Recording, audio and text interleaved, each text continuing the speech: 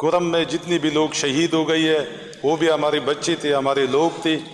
ان کی احسالی ثواب کے لیے تاج محمد ترین صاحب جو ہماری ایم پی اے ہے اور پچھلی ٹینیور میں ہمارے ساتھ منسٹر تھے، ان کی والدہ صاحبہ وہ فوت ہو چکے، ان کی احسالی ثواب کے لیے، اور جتنی بھی 26 اکتوبر کو نہتی پاکستان تحریک انصاف کی کارکنان جو ایک ظالم ایک جابر حکومت اور اداروں کی وجہ سے شہید ہو چکی ہے اور جن کی لاشیں چھپائی جا رہی ہے تاکہ انٹرنیشنل میڈیا کو پتہ نہ چل سکے.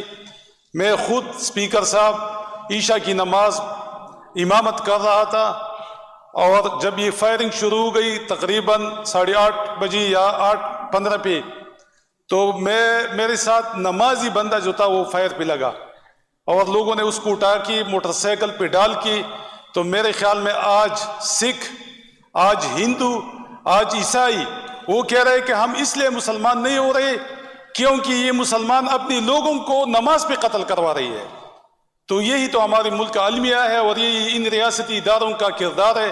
تو میں زیادہ ڈیٹیل سے انشاءاللہ کل بات کروں گا، جو چشمدیدہ واقعات ہے اس کو انشاءاللہ کل بیان کروں گا. اگر کسی میں بھی اتنے احساس ہے اپنی قوم کے لیے اور انسانیت کے لیے تو میرے خیال میں وہ خون کے آنسو روئے گا، اور اگر کسی میں احساس نہیں ہے تو وہ اس واقعے کو، اس ثانیہ کو متنازع بنائے گا اور یہ انسانیت کے خلاف وہ بات کرے گا.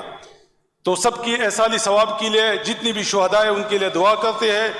اللہم اغفر لحینا ومیتنا وشاہدنا وغائبنا وصغیرنا وکبیرنا وذکرنا وانثانا، اللہم من احییت منا فاحیہ علی الاسلام ومن توفیت منا فتوفہ علی الایمان. صدق اللہ العظیم. معزز اراکین اسمبلی،